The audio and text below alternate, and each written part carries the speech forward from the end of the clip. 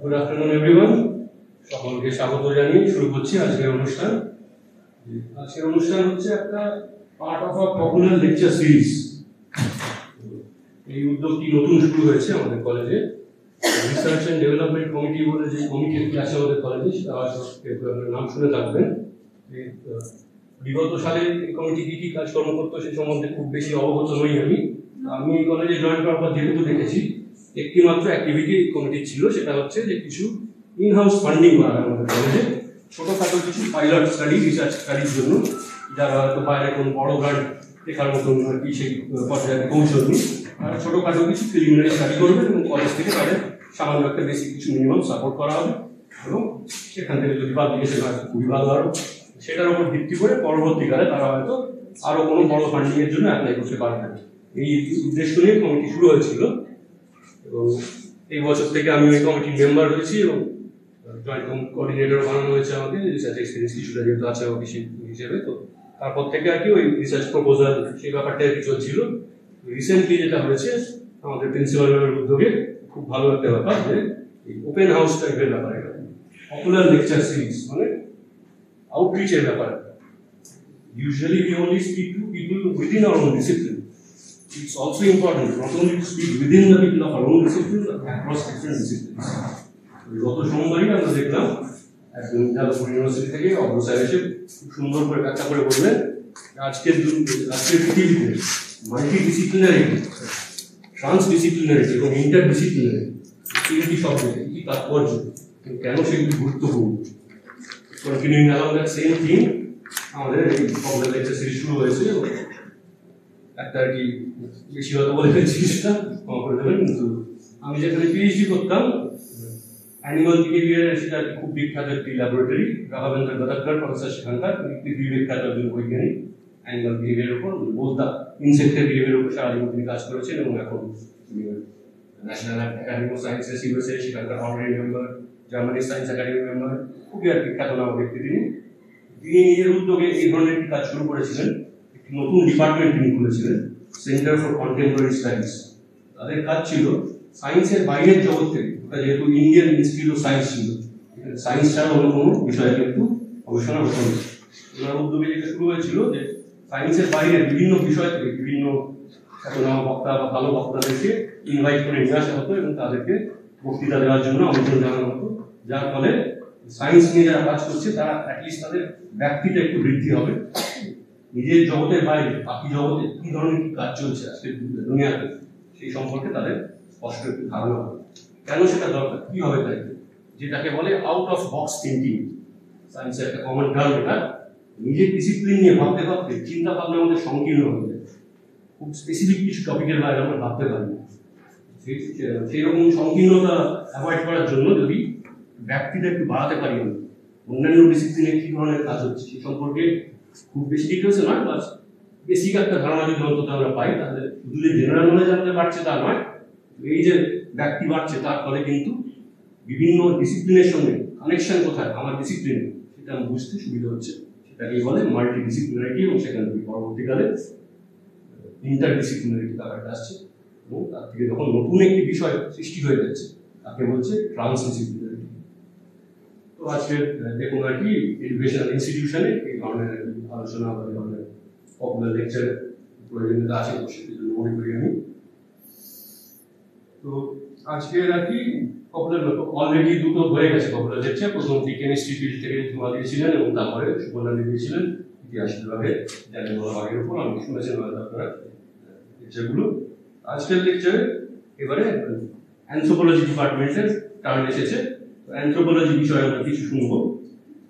এবং অ্যানথ্রোপোলজি সাবজেক্টটা কিন্তু বাই ইটসেলফ এটা একটা মাল্টি ডিসিপ্লিনারি ব্যাপার আছে। আমি যেহেতু জুলজি বিষয়ের সঙ্গে যুক্ত বা বায়োলজির সঙ্গে যুক্ত, অ্যানথ্রোপোলজি বলতে প্রথম আমার মনে কি আসে, সাহিত্যের মধ্যে ঢুকে যাবে ব্যাপার, কবিতার লাইন মনে আসে দুটো, যেটা বব ডিলানের গান থেকে অনুপ্রাণিত হয়ে পিডব্লিউডির একজন ইঞ্জিনিয়ার রঞ্জন প্রসাদ প্রথম বাংলায় ট্রান্সলেট করতে শুরু করেছিলেন দুটো পশ্চিমী লোকসঙ্গীত। গানের দুটো লাইন মনে পড়ে যায় আমার, কোথা হতে তুমি এসেছো মানব, বলো কোথায় তোমার দেশ। অ্যানথ্রোপোলজি মানে মানুষের বিবর্তন, হিউম্যান ইভলিউশন করে হয়েছিল তা জানার জন্য কিন্তু অ্যানথ্রোপোলজি সব থেকে বড় কন্ট্রিবিউশন ছিল ইনিশিয়ালি। সেই একটা ব্যাপার চলে আসছে এবং তারপরে তার সাথে সোশ্যাল সায়েন্স চলে আসছে, অ্যানথ্রোপোলজির মধ্যে অনেক কিছুর বিষয় চলে আসছে। বাই ইটসেলফ অ্যানথ্রোপোলজি সাবজেক্টটাকে একটা মাল্টি ডিসিপ্লিন সাবজেক্ট, বিভিন্ন সাবজেক্টের সঙ্গে সেটা হয়তো অলরেডি কানেক্টেড আছে। আজকের বক্তা আমাদের কলেজের সঞ্জয় দা, শ্রী সঞ্জয় চক্রবর্তী, অ্যানথ্রোপোলজি বিভাগে তিনি বিগত 10 বছরের বেশি সময় ধরে কাজ করে চলেছেন। তাকে ইন্ট্রোডিউস আমি করবো বক্তৃতা শুরু হওয়ার আগে। তার আগে যদি আমাদের প্রিন্সিপাল ম্যাম এবং প্রেসিডেন্ট স্যার যদি কিছু বলতে চান তাদের অনুরোধ জানাবো।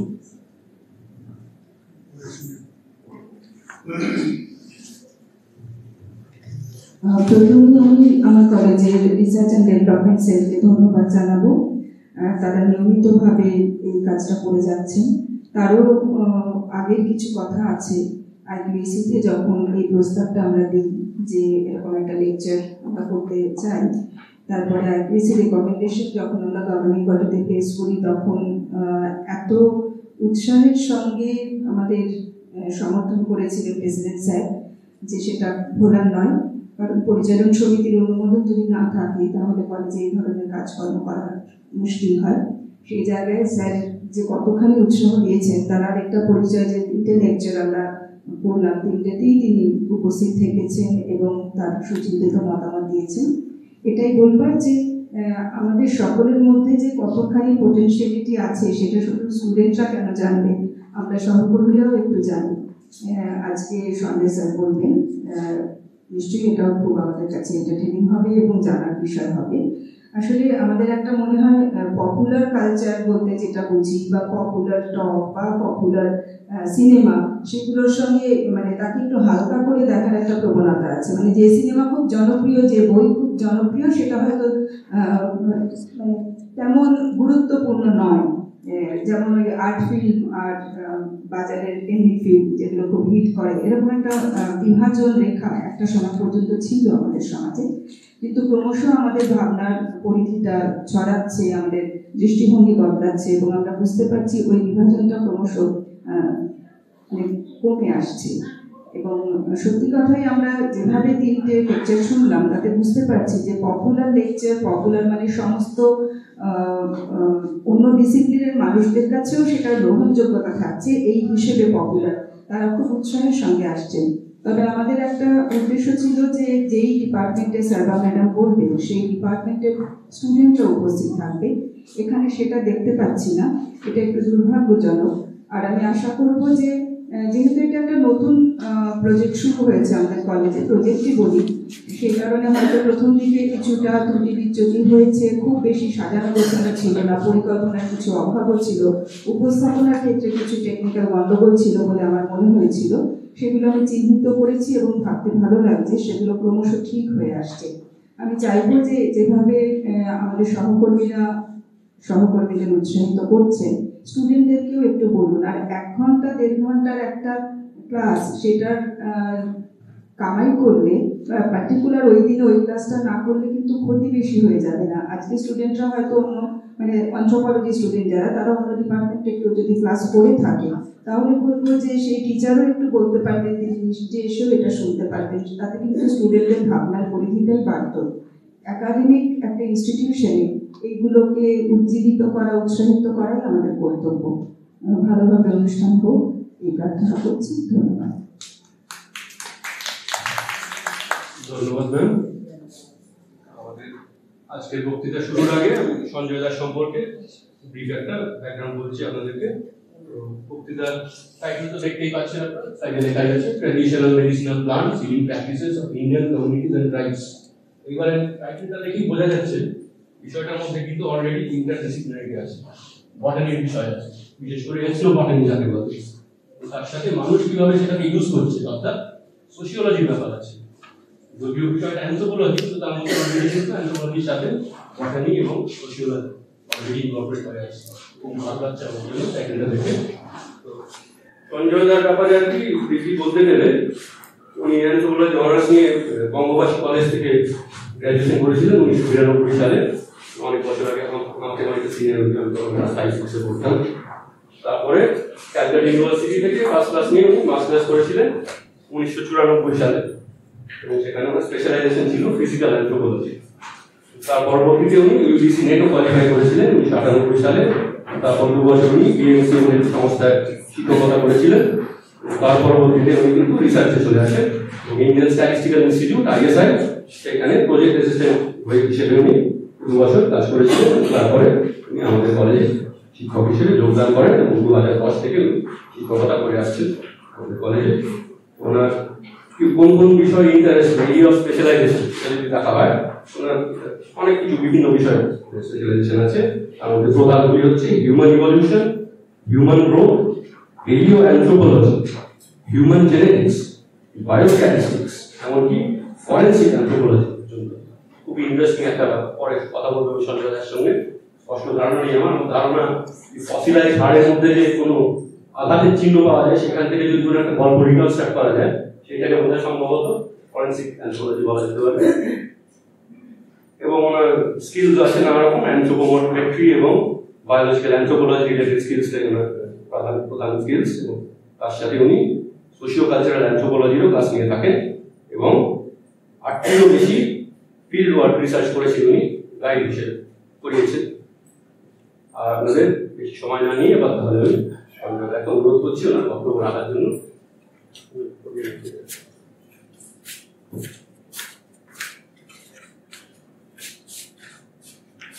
হ্যালো হ্যালো, শোনা যাচ্ছে? থ্যাংক ইউ অনিরুদ্ধ দা। অনিরুদ্ধ যে আমার সঙ্গে অনেক কিছু বললেন, তো সেই জায়গাটা আমি অত বড় লোক নই এবং স্পেশালাইজেশনের জায়গাগুলো আমি মোটামুটি কাজ করে আসছি। আর এই কলেজে আমি তো 2010 থেকে আছি। যাই হোক, it's my pleasure to say something about anthropology. And first of all, I express my gratitude to Principal Madam, President Madam, President Sir, Aniruddha, and all the members of Research and Development Committee, and all my colleagues and all my beloved students. যদিও স্টুডেন্টের সংখ্যা আমাদের department থেকে কম, যাই না কেন। প্রথমে আমি একটু অ্যানথ্রোপোলজি সম্বন্ধে একটু বলে নিই, একটু বাংলায় বলি। Anthropology, there are lots of multidisciplinary approach, যেটা অনিরুদ্ধ বললেন, এটা ঠিক। Biological anthropology, socio cultural anthropology, historic archaeology, linguistic archaeology, এইভাবে বিভিন্নভাবে ভাগ করা হয়। এবং বায়োলজিক্যাল অ্যানথ্রোপোলজির পরিধি এতটা বেড়ে গেছে যে আমরা বিভিন্ন ডিপার্টমেন্টের সঙ্গে কোঅর্ডিনেশন করতে পারি, বিশেষত জিওলজি, বোটানি, মলিকুলার বায়োলজি, অন্যান্য সোশিওলজি, এদের সাথে আমাদের কোঅর্ডিনেশন হয়, করা দরকার। এবং এই জিনিসটা কিন্তু আমাদের কলেজে একটু, আমি দুঃখের সঙ্গে বলছি, একটু অভাব আছে। এই কোঅর্ডিনেশনের জায়গাগুলো করলে আমরা অনেক রিসার্চের জায়গাটা বা অনেক কাজের জায়গাটা আমরা পরিধিটাকে আমরা বাড়াতে পারি, কিন্তু সেই জায়গাটা কোঅর্ডিনেশনের একটু অভাব বা একটু আমাদের নিজেদেরও একটু উদ্যোগের অভাব রয়েছে। এবং এই জায়গাটা করলে বায়োলজিক্যাল অ্যানথ্রোপোলজির যে বিভিন্ন বিষয়, ইভলিউশন, ডিএনএর উপর কাজগুলো বা অন্যান্য ফিজিক্যাল অ্যানথ্রোপোলজি রিলেটেড কাজগুলো আমরা অনেক, তার পরিধিটা অনেকটা বাড়তে পারে।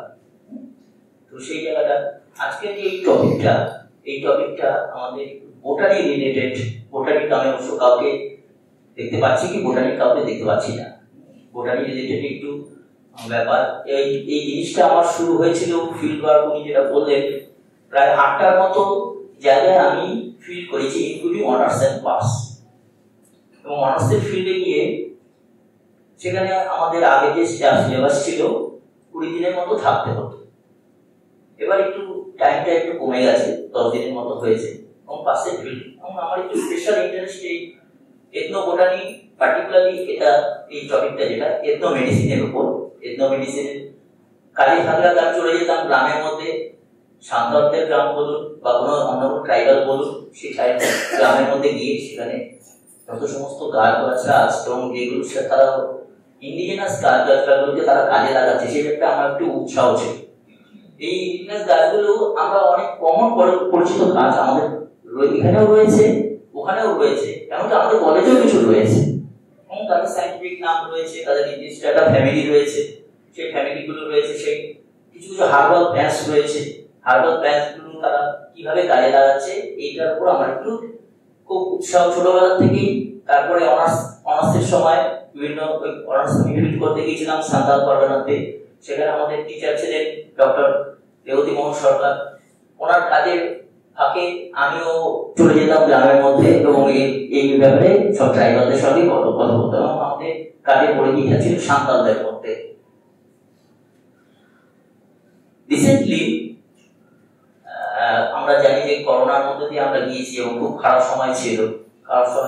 বিভিন্ন এটা প্যান্ডেমিক কন্ডিশনে বহু লোক মারা গিয়েছে। সেই মারা যাওয়ার জায়গাটা থেকে আমি একটা এক্সাম্পল দিয়ে বলছি। ব্রাজিল এমন একটা দেশ, অনেকটা ভারতের সাথে মিল আছে। আমি একটা জায়গায় দেখলাম যে ব্রাজিল করোনা পরিস্থিতিতে এই মেডিসিনাল প্ল্যান্টস এবং হার্বাল প্ল্যান্টস গুলোকে খুব কাজে লাগিয়েছে এবং তখন বাইরে খুব লোক মারা যাচ্ছিল এবং সেই জিনিসগুলো তারা ব্যবহার করে খুব ভালো একটা ফল পেয়েছে। সেই ফলগুলো পেপারে, বিভিন্ন পেপারে সেটা ছাপা হয়েছিল এবং এর সম্বন্ধে খুব রিসার্চ পেপার রয়েছে এবং এখনো রিসার্চ চলছে।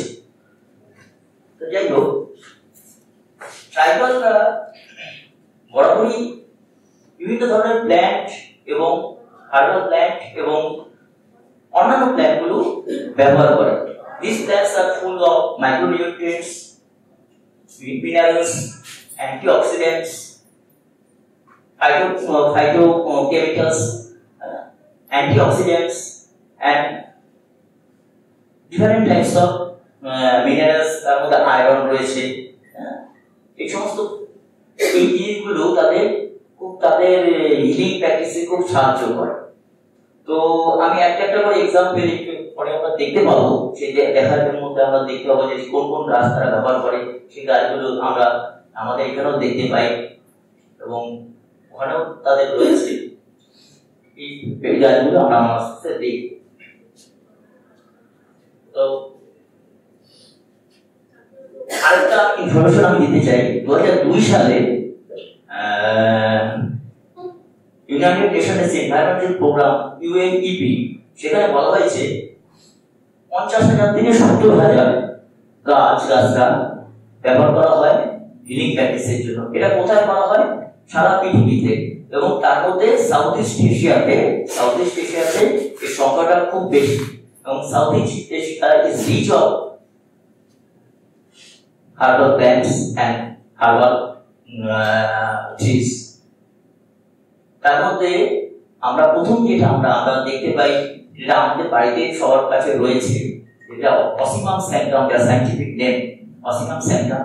অসিমাম স্যান্টাম কোন গাছের scientific name?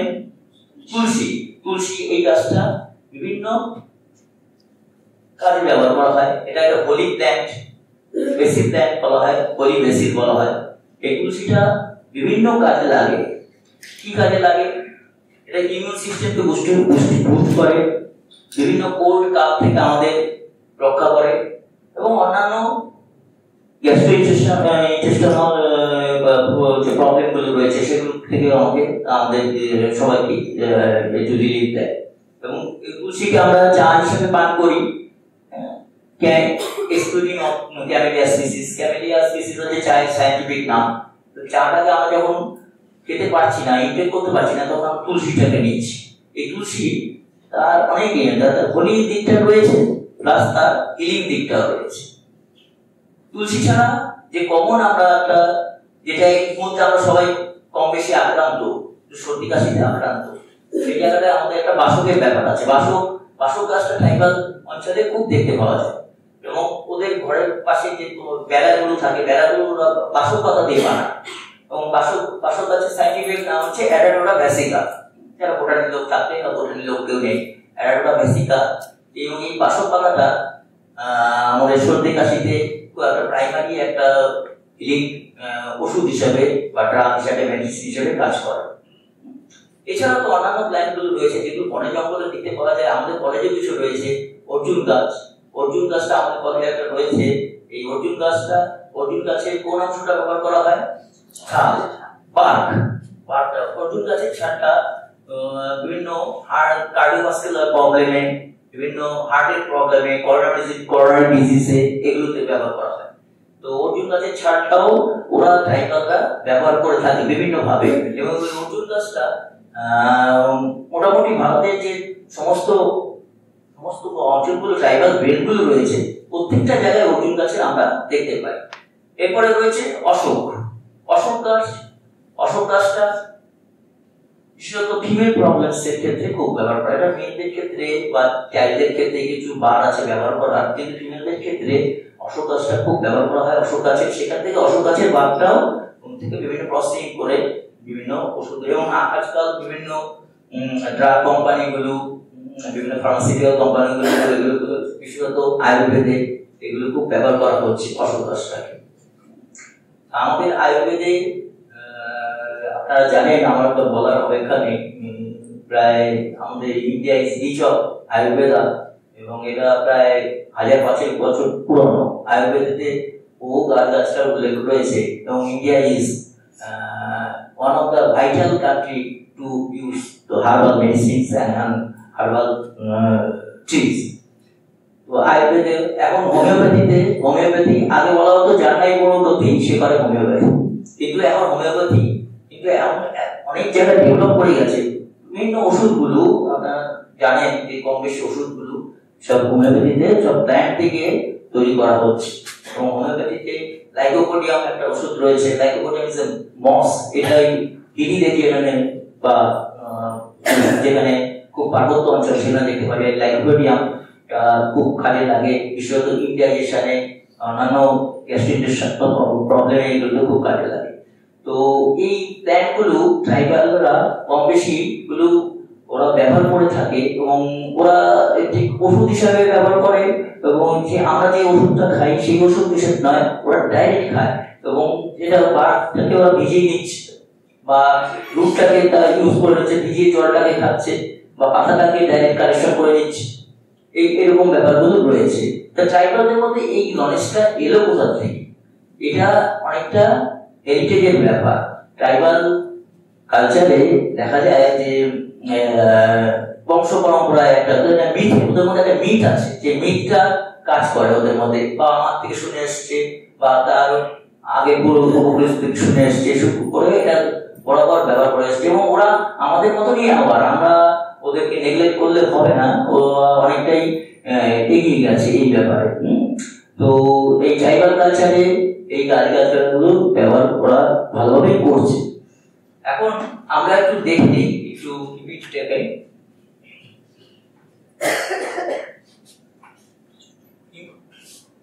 Importance of medicinal plants. Medicinal plants are crucial for healthcare, providing natural remedies for a variety of ailments. They form the foundation of traditional medicinal systems such as Ayurveda and Siddha, especially in rural and tribal communities. These plants are rich in bioactive compounds, offering affordable, eco-friendly alternatives to synthetic drugs. Medicinal plants also play a key role in preserving biodiversity. Historical context in India. India has a rich tradition of using medicinal plants documented in texts like Atharva Veda, Charak Samhita and Sushruta Samhita. এখানে অথর্ববেদ, চরক সংহিতা ও সুশ্রুতা সংহিতার কথা বলা হয়েছে, যেখানে কিছু অপারেশনের ব্যাপারও রয়েছে, কিছু ডাইরেক্ট প্ল্যান্টস এবং মেডিসিন গুলো হিলিং প্রপার্টি হিসাবে কাজ করে সেগুলো বলা হয়েছে। আয়ুর্বেদা ডেভেলপড around 3000 BCE, মানে before Christ, is one of the oldest healthcare system. The Siddha and Unani system also contributed to India's legacy in herbal science. Siddha systemটা সাউথ ইন্ডিয়াতে বেশি দেখতে পাওয়া যায়, সেখানে হার্বাল মেডিসিন ছাড়াও অন্যান্য প্রসেসগুলো বলা হয়েছে। ইউনানি সিস্টেমটা আমাদের বিদেশি সিস্টেম, কিন্তু এটা চলটা এখানে খুব কম। কিন্তু এটা রয়েছে। হোমিওপ্যাথি এখানে উল্লেখ করা নেই, কিন্তু আমি হোমিওপ্যাথি দেখছি হোমিওপ্যাথি গ্র্যাজুয়ালি ইনক্রিজিং এই আমাদের হার্বাল মেডিসিন এবং হার্বাল প্ল্যান্টগুলোকে ইউজ করার ব্যাপারে, এবং বিভিন্ন আয়ুর্বেদিক কোম্পানিগুলোতে ড্রাগগুলোকে ওরা তো পেটেন্ট করে নিয়েছে। আমরা জানি যে একটু যদি বিগত দিন পিছন দিকে ফিরে যাই, 1994 সালে গ্যাস চুক্তি, যার বিরুদ্ধে আমরা আন্দোলনও করেছিলাম, যে ভয়ঙ্কর পেটেন্ট ল, গ্যাস চুক্তি, agreement on trade and tried, সেখানে আমরা তখন আমরা ইউনিভার্সিটিতে পড়তাম এবং বালিগঞ্জ সায়েন্স কলেজের রাস্তায় থেকে আমরা আন্দোলন করেছিলাম এই গ্যাস চুক্তির বিরুদ্ধে। এবং সেখানে আপনারা জানেন যে গ্যাস চুক্তি কত ভয়ঙ্কর ব্যাপারগুলো করেছিল, সেখানে দেশীয় জিনিসগুলো আর দেশীয় রাখতে দেবে না, এরকম একটা ইয়ে করেছে। সেই জিনিসগুলোকে আমরা ওভারকাম করে এসেছি। Tribal communities pass down knowledge from medicinal science orally, making India a hub for traditional medicinal research. Ayurveda, originating over 3000 years ago, Ayurveda is one of the oldest medicinal systems in the world. It aims to balance the body, mind and spirit through spiritual factor, herbal remedies, diet and lifestyle changes. Foundational texts like Charta Samhita, Susutta Samhita describe treatments, surgeries, and medicinal plants uses. Siddha, developed in South India. Siddha uses herbs, minerals and also metals. Excluding of herbs, minerals and metals, it views the body as a microcosm of the universe and focuses on holistic healing. Unani, introduced by Persian and Arab traders, Unani blends Greek and Middle Eastern traditions. It emphasizes restoring balance through herbal medicine, diet and therapies. This system significantly influence global traditional medicinal practices. তার সব জায়গায় আমরা দেখছি যে herbal মেডিসিনের একটা ভূমিকা রয়েছে এবং এটা খুব উল্লেখযোগ্যভাবেই রয়েছে এই সিস্টেমগুলোতে। এখানে অবশ্য হোমিওপ্যাথির কথা বলা নেই, আমি হোমিওপ্যাথিটাকে আর দেখছি হোমিওপ্যাথিটা এদের একসময় এদের সারপ্লাস করে যাবে এবং আমাদের যে সাইড এফেক্ট গুলো রয়েছে সেই সাইড এফেক্ট গুলোতে অতটা থাকে না হোমিওপ্যাথিতে। এবং আপনারা যেটা আমাদের প্রত্যেকের নিজস্ব কিছু প্রবলেম থাকে, সেই প্রবলেম গুলো সেটা ব্লাড প্রেশার বলুন বা অন্যান্য জায়গায় বলুন বা গ্যাস্ট্রিক প্রবলেম বলুন বা ফিমেল প্রবলেম বলুন, সেগুলোকে সারাতে আমরা উই ক্যান টেক হোমিওপ্যাথিক ঔষধ। আমরা হোমিওপ্যাথিটাকে ব্যবহার করতে পারি, এটাকে নেগলেক্ট করার কোনো জায়গা নেই। আজকাল বিভিন্ন বড় বড় কোম্পানিগুলি এসপিএল এর মতো, আমি নাম করেই বলছি, তারা হোমিওপ্যাথি ওষুধগুলোকে খুব ভালোভাবে ব্যবহার করছে এবং হোমিওপ্যাথি ওষুধগুলোর স্ট্যান্ডার্ড খুব উন্নত এবং এগুলো খুব অ্যালোপ্যাথি ওষুধের মতোই এগুলো খুব কাজ দেয় এবং without any side effect.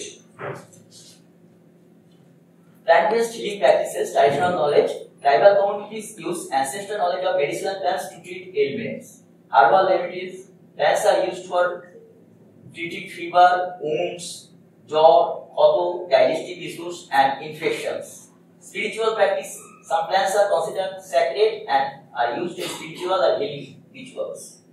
Self-sufficiency, tribes rely on locally available plants, promoting sustainability and cost-effective healthcare. Knowledge preservation, medicinal plant knowledge is passed down through generation, preserving both biodiversity and cultural heritage.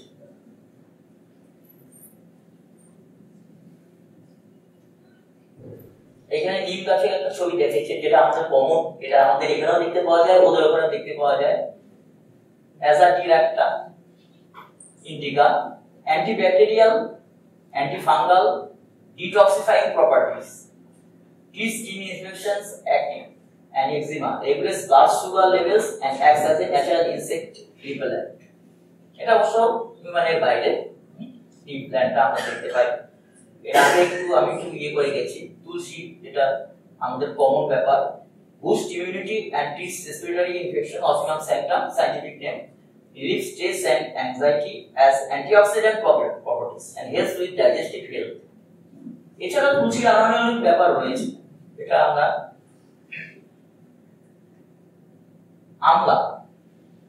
আমলকি যেটা আমরা বলি, এটা scientific নেমটা অনেকভাবে লেখা যায়। এখানে পিলান্থাস এমব্লিকা, অনেক জায়গায় এমব্লিকা অফিসিনালিস হিসাবেও নামটা থাকে আমলা প্ল্যান্ট। এবং এটা ভিটামিন সি আমরা জানি এখান থেকে ডাবর কোম্পানি তো চবনপ্রাশ তৈরি করছে, boost immunity and aids digestion, improves skin health and reduces inflammation. এই প্রপার্টিগুলো রয়েছে। আমলকিকে মাতৃফল বলা হয়।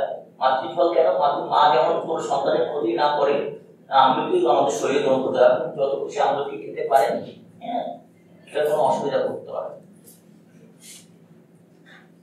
Ashwagandha, Withania somnifera scientific name, তো বোটানি লোক এসে গেছে এবং এথনো বোটানি কাজ চলছে। Reduces stress and anxiety, boost energy levels, এটা খুব ভালো কাজ এবং এটা থেকে হোমিওপ্যাথিতে খুব ভালো ওষুধ তৈরি করা হয়। অশ্বগন্ধাই বলা হয়, অশ্বগন্ধা বলে আমরা জানি। এবং supports mental health and improve stamina, এটা সব ধরনের, এবার যে কেউ ব্যবহার করতে পারে এটা, irrespective of age and sex, কোনো বয়স এবং কোনো সেক্সে কোনো বার নেই। কিছু কিছু ক্ষেত্রে কখনো কতগুলো ওষুধ আমরা চাইল্ডদের ক্ষেত্রে কিংবা এজেড পার্সনের ক্ষেত্রে ব্যবহার করতে পারি না, সেখানে একটু প্রোটোকল রয়েছে। তো এই ওষুধগুলো কিন্তু সবাই ব্যবহার করতে পারে, irrespective of age and sex. আবার বলছি, reduces stress and anxiety, boost energy levels, supports mental health and improve stamina. Ashwagandha, Withania somnifera। Turmeric, এটাও ভেরি কমন, এটা আমাদের সবার ক্ষেত্রেই কাজে। এবং এই turmeric is a good blood purifier. তাছাড়া এর anti inflammatory, anti oxidant, anti microbial, anti ফাঙ্গালও বটে। এটা promotes wound healing and improve skin health. এই সমস্ত ব্যাপারগুলো আমাদের রয়েছে। হলুদ আমাদের যে কোনো কাজে আমরা ব্যবহার করি, শুভ কাজে হলুদের ব্যবহার করা হয়। যে কোনো তারা সবাই জানেন, একটু বলার অপেক্ষা রাখে না। খাদ্য হিসেবে, পরিপূরক খাদ্য হিসেবে অনেক ব্যবহার করা হয় এবং এটা ব্লাড পিউরিফায়ার হিসেবে ব্যবহার করা হয়। শরীরে যদি কোনো রকম ইনফেকশন হয়ে যেতে পারে, তখন সেই জায়গাটা থেকে হলুদের ব্যবহারটা আমরা চিরাচরিতভাবে করে আসি। Anti inflammatory, anti oxidant and antimicrobial, antifungal বটে, promotes wound healing and improves skin health। এবং শুধু বাইরের দিকে নয়, এটা আমাদের শরীরে ইমিউন সিস্টেমকে ভালোভাবে প্রভাবিত করে এবং ইমিউন সিস্টেমকে খুব ভালোভাবে উন্নত করে এবং it is a good blood purifier. Aloe vera, aloe vera ব্যবহার আজকাল খুব বেশি বেড়ে গেছে এবং ট্রাইবালরাও এটা ব্যবহার করে এবং আমরাও তো এটা বেশি ব্যবহার করি। অ্যালোভেরা হিসেবে বলা হচ্ছে help in skin care, digestion, wound healing, reduces inflammation and hydrates the skin. অ্যালোভেরাকে প্রসেস করে অনেক ওষুধ তৈরি করা হয়, যেটা আমরা খাবার হিসেবে, খাদ্য হিসেবে, ওষুধ হিসেবে, খাদ্য হিসেবে ব্যবহার করছি এবং এটার মানে ইনসাইড এফেক্ট রয়েছে, আউটসাইড এফেক্টও রয়েছে। এবং বাংলা এটাকে বলে কি বলে, এটাকে বাংলায় ঘৃতকুমারী। ঘৃতকুমারী প্ল্যান্টটাও এখানটা আমরা আমাদের এখানে দেখতে পাই, ট্রাইবালদের ওখানেও দেখতে পাই এবং এই প্ল্যান্টের ব্যবহারটা খুব, এবং বিভিন্ন বড় বড় কোম্পানিগুলো এটাকে ওষুধ হিসেবে ব্যবহার করছে এবং বিভিন্ন কসমেটিক প্রোডাক্ট এগুলো দ্বারা তৈরি করা হচ্ছে। অ্যালোভেরা কসমেটিক, এটা আমরা স্কিন, হেয়ার এবং অন্যান্য জায়গায় আমরা ব্যবহার করতে পারি।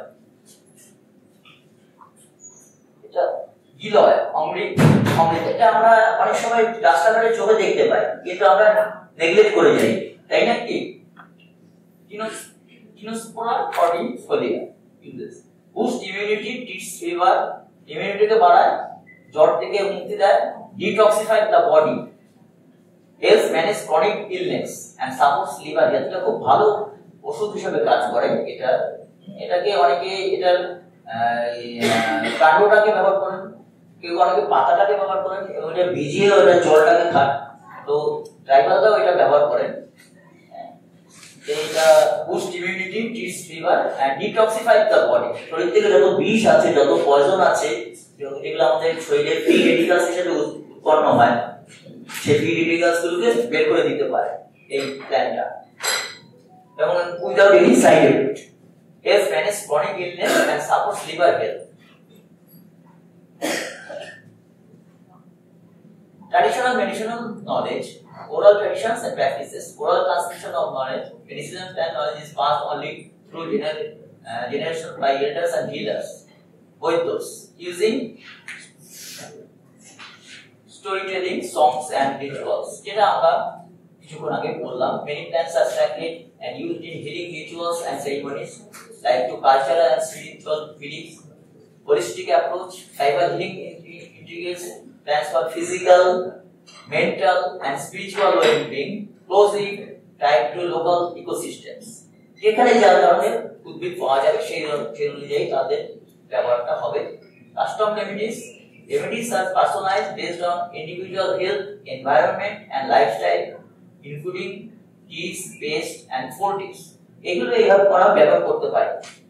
Conservation policies, sustainable harvesting methods ensure medicinal plants and conserve for future generation. আমরা যদি ক্রমাগত এক্সপ্লয়েট করতে থাকি তাহলে সেটা একটা সময় অবলুপ্তির পথে চলে যায়। অন্যান্য প্রাণীদের কত কিছু কিছু প্ল্যান্ট আছে যেগুলো অলরেডি এনডেঞ্জার্ড। আপনারা শুনে একটু অবাক হবেন, লাউসপিয়া সার্পেন্টিনা, সর্পগন্ধা, যেটা থেকে কি উৎপন্ন হয়, ব্লাড প্রেশারের ওষুধ, সেটা এখন এনডেঞ্জার্ড এনিমেলদের মতনই এনডেঞ্জার্ড প্ল্যান্ট। এছাড়া রক্তচন্দন, কিছু কিছু অন্যান্য প্ল্যান্ট আছে, এগুলো আমাদের এনডেঞ্জার্ড হিসেবে পলিটিক্যাল সার্ভে অফ ইন্ডিয়া চিহ্নিত করেছে। সুতরাং কনজারভেশনটা আমাদের দরকার ফর সাস্টেনেবল ডেভেলপমেন্ট এবং preservation of the plants. Examples of tribes using medicinal plants. এবার আমরা ট্রাইবের মধ্যে ঢুকে যাচ্ছি। ট্রাইবকে আমরা ট্রাইব হিসেবে দেখাচ্ছি, যদিও আমরা কমিউনিটি হিসেবে দেখাতে পারি। ঝাড়খণ্ড রিজিয়নে সান্তাল ট্রাইব থাকে, ওয়েস্ট বেঙ্গলে থাকে বিহার, এবং সেন্ট্রাল ইন্ডিয়ান ট্রাইবস বলতে পারেন এবং ইস্টার্ন ইন্ডিয়ান ট্রাইবসও বলতে পারেন। সান্তালদের আমরা সব জায়গায় দেখতে পাই। তারা কি কি ব্যবহার করে? নিম, তুলসী, অ্যালোভেরা এটসেট্রা। এগুলো ফিভার, ইনফেকশন, যে কমন আমাদের ডিজিজ গুলো আছে, স্কিন, বার্নস, উন্ডস, পোড়া, ক্ষত, এগুলো থেকে আমাদের মুক্তি দেয়। Cultural practices incorporate plant based healing in spiritual rituals.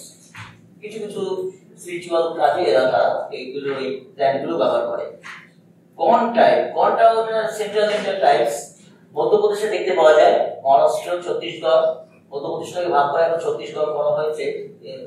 সেখানে এখানে গিলয় যে প্ল্যান্টটা কিছুক্ষণ আগে আমরা দেখলাম, বিটার গোর্ড, আমলা, এগুলো ফিভার, ইমিউন বুস্টিং, যেটা আমি বললাম কিছুক্ষণ আগে, ডাইজেশনের কাজে আমলাটা খুব সাহায্য করে, ডায়াবেটিস কন্ট্রোলেও সাহায্য করে। এর পার্শ্ব প্রতিক্রিয়া নেই বলতে গেলে, অথচ এগুলো কত মানুষের বিভিন্ন রোগ থেকে, কত বাড়ি বাড়ি রোগ থেকে মুক্তি দেয়। Cultural practices ইলাস বুমকাস prepare herbal medicines, এটা একটা লোকাল নাম। ভিল ট্রাইবটা হচ্ছে western Indian tribe, Rajasthan, Gujarat, Madhya Pradesh, Maharashtra, central এবং ওয়েস্টার্ন ইন্ডিয়ান ট্রাইব দেখতে পাওয়া যায়। এরা অশ্বগন্ধা ব্যবহার করে, টার্মারিক ব্যবহার করে, নিম ব্যবহার করে, এবং যেগুলো আগে আমি কিছুক্ষণ আগে যা বললাম ঠিক সেই কাজই ব্যবহার করে। uses plants for medicinal, culinary and ritual purposes. Other tribes রয়েছে, এখানে মুন্ডা, ওরাও, নাগাটা হচ্ছে north eastern tribes. North eastern ট্রাইবদের সম্বন্ধে একটু বলে নিই। নর্থ ইস্টার্ন ট্রাইবরা একটা সময় শিফটিং এগ্রিকালচারের সঙ্গে যুক্ত ছিল। শিফটিং এগ্রিকালচারটা হচ্ছে জঙ্গলের পর জঙ্গল, গাছের পর গাছ পুড়িয়ে দিয়ে ওরা সেটাকে ম্যানিউর তৈরি করতো এবং সেটাকে চাষের কাজে লাগাতো বা অন্যান্য কাজে লাগাতো। Government of India Indian forest conservation act অনুযায়ী সেটাকে নিষিদ্ধ করেছে এবং ওদেরকে সেটেল এগ্রিকালচার যাতে করতে পারে এবং গাছগাছটা যাতে না পুড়িয়ে দেয়, ডিফরেস্টেশন যাতে না করে, সেই ব্যাপারে অনেকটা পথে নিয়ে আসতে পেরেছে। এদের মধ্যে নাগা, কুকি আমরা জানি, নর্থ ইস্টার্ন ট্রাইবের মধ্যে রয়েছে নাগা, কুকি, অন্যান্য নাগা, কুকিরা মেনলি এই সমস্ত কাজগুলো করতো। মুন্ডা, ওরাও, এরা কিন্তু আমাদের ইস্টার্ন ইন্ডিয়া বা সেন্ট্রাল ইন্ডিয়া ট্রাইবস, এরা এই গ্রুপের মধ্যে পড়ে না। এরা কিছু কিছু ট্র্যাডিশনাল প্ল্যান্টস ব্যবহার করে যেগুলো কমন ডিজিজে আমাদের, আমি যেগুলো বললাম এতক্ষণ, এগুলো সবগুলি মোটামুটি ব্যবহার করে। Second, groups and conservation. তো আদিবাসী সমাজে কতগুলো রিচুয়ালস আছে। রিচুয়ালস এর মধ্যে বিশেষত আদিবাসী সমাজে শাল গাছটা দেখতে পাওয়া যায়। শাল গাছটা একটা পবিত্র স্যাক্রেড গ্রুপ বাংলা বললে হয় পবিত্র কুঞ্জ, এখানে শাল গাছটাকে ওরা একটা দেবতা বলে মনে করে অ্যাকর্ডিং টু দেয়ার মাইথোলজি। সেই শাল গাছটাকে থেকে সেভাবে কোনো আমরা কোনো ওষুধ টষুধ তৈরি করে না, কিন্তু ওই জায়গাটাকে শাল গাছটাকে ওরা কোনো ক্ষতি করতে দেবে না। Areas preserved for religious reasons, often dedicated to deities or spirits, home to valuable medicinal plants used for healing rituals and traditional medicine. Conservation practices, sustainable harvesting, limited harvesting, specific parts or seasons.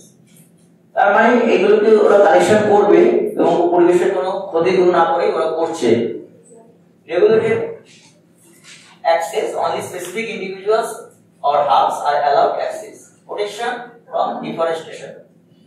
Tries to prevent illegal activities to safeguard forest. Role of traditional knowledge. Elders and healers preserve knowledge of plants and sacred spaces. Community-based conservation practices maintain ecological balance. Modern recognition, government and NGO initiative. Legal protection for sacred sites and support for sustainable land use. Ritualistic use of plants. Sacred plants in rituals. Tulsi, holy basil যেটাকে বলা হয়, used in Diwali and Navaratri, purifies the environment and the body. তুলসী এমন একটা জিনিস যেটা সবাইকে, পরিবেশকে এবং ইন্ডিভিজুয়ালকে এটা একটা স্পিরিচুয়াল ব্যাপার, পবিত্র করে। Neem use during Gudi Padwa for purifying and warding of evil. ওদের বিশ্বাস রয়েছে নেমটা এই ঔষধি গুণ ছাড়াও কিছু কিছু অন্যান্য স্পিরিচুয়াল ব্যাপারটাকে প্রভাবিত করতে পারে। Plants in religious offerings, lotus, mango leaves, এগুলো একটু অন্যান্য আউট অফ লাইন একটু ব্যাপার। Symbolizes purity offered to deities, specially Lord Vishnu and goddess Lakshmi. Mango leaves used in Diwali and Pongal decorations. Believed in, পোঙ্গলটা হচ্ছে এই তামিলনাড়ুর ওদিকে হয়, সাউথ ইন্ডিয়াতে। Believed in to bring prosperity, আমরা একটা ব্যাপার দেখিয়েছি। অশ্বগন্ধা, অশ্বগন্ধা এখানে ব্যবহার করেছে enhances mental state used in spiritual and healing and meditation. Turmeric, symbol of purity, হলুদ যেটা পবিত্রতার চিহ্ন, used in haldi ceremonies and purified spaces.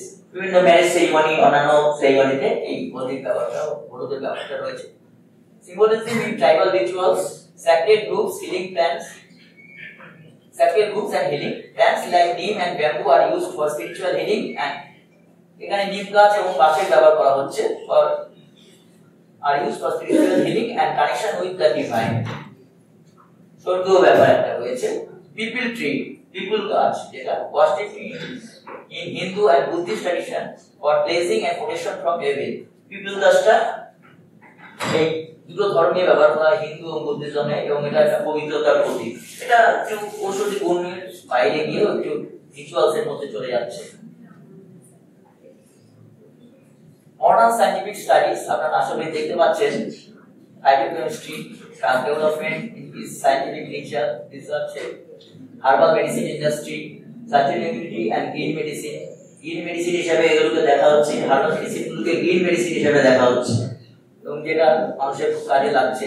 herbal medicine industry বিভিন্ন কোম্পানিগুলো যেটা আমি বললাম herbal medicine গুলো ব্যবহার করছে, herbal products ব্যবহার করছে।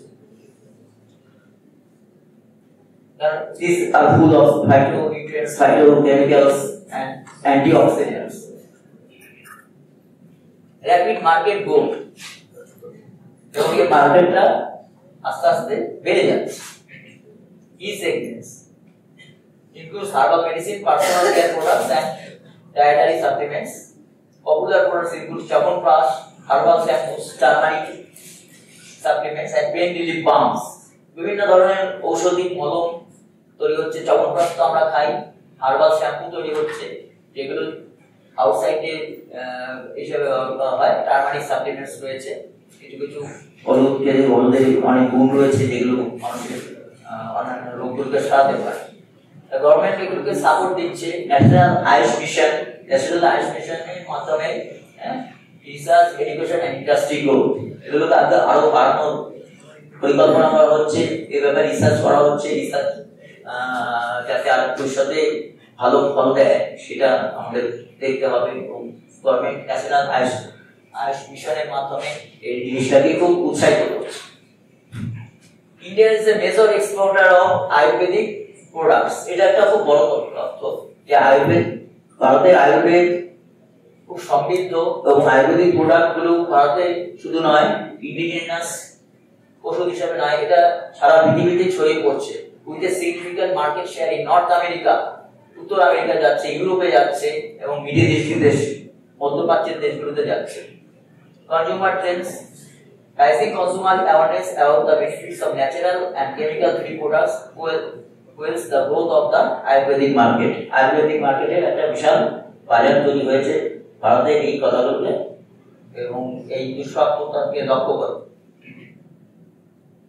Threats to medicinal plant diversity. Threats to medicinal plant diversity. Medicinal plants গুলোকে আমাদের প্রিজার্ভ করে রাখতে হবে। প্রিজার্ভ না করলে এগুলো আস্তে আস্তে যেটা বললাম নিয়ার টু এক্সটিংশন হয়ে যাবে। এই এক্সটিংশনে অনেকগুলো জায়গা আছে। তার প্রথম কারণ হচ্ছে ডিফরেস্টেশন। যেটা আমি বললাম, কিছু ডিফরেস্টেশন মানে বনের পর বন আর গাছের পর গাছ পুড়িয়ে দেওয়া, এগুলোকে আমাদের বন্ধ করতে হবে। ওভার হারভেস্টিংটাও বন্ধ করতে হবে। ক্লাইমেটিক চেঞ্জ, বিশেষত অ্যাসিড রেন গুলো হার্বাল প্রোডাক্টসের উপর একটু মারাত্মক প্রভাব আছে। অ্যাসিড রেনের ফলে অনেক হার্বাল প্রোডাক্ট গুলো নষ্ট হয়ে যায়, বিশেষত হার্বস জাতীয় গাছগুলো নষ্ট হয়ে যায়। অ্যাসিড রেন তো সব জায়গায় হয় না, যেখানে হয় খুব মারাত্মকভাবে হয়। আমরা জানি যে সেখানে মারাত্মক কিছু কিছু অ্যাসিড থাকে, nitric acid, sulphuric acid, sulphurous acid, অন্যান্য অ্যাসিড গুলো এই হার্বাল প্রোডাক্টস, হার্বাল হার্বসের উপর মারাত্মক একটা প্রভাব রয়েছে এবং সেই গাছগুলোকে ধ্বংস করে দেয়। Fragmentation of natural habitat fragmentation and natural habitats disrupt ecosystem, making it difficult for the medicinal plants to thrive in the wood wild. যেটা আমি বলি, ফ্র্যাগমেন্টেশনটাও, হ্যাবিটেট ফ্র্যাগমেন্টেশনটাও আমাদের প্রভাব রয়েছে। Government and NGO initiatives. National AYUSH mission নাম যেটা promotes research, education and conservation of traditional medicinal system including Ayurveda, Siddha, Unani, protected area networks। আমাদের এই এরিয়াগুলোকে যেখানে হার্বাল মেডিসিন আর হার্বস গুলো পাওয়া যাচ্ছে সেগুলোকে প্রোটেক্টেড করতে হবে। প্রোটেক্টেড এরিয়া নেটওয়ার্ক করতে হবে, লাইক জুলরির মতো, মানে যেখানে অ্যানিমালকে প্রোটেক্ট করা হয় সেখানে প্রোটেক্টেড প্ল্যান্টস গুলোকে প্রোটেক্ট করতে হবে। কমিউনিটি বেসড কনজারভেশন প্রোগ্রামস, এনজিওর সাথে ট্রাইবাল কমিউনিটিগুলোকে সমন্বয় সাধন করে আমাদের সেই ট্র্যাডিশনাল মার্কেটগুলোকে প্রিজার্ভ করতে হবে। সাস্টেনেবল হারভেস্টিং ইনিশিয়েটিভস, এই জায়গাগুলোকে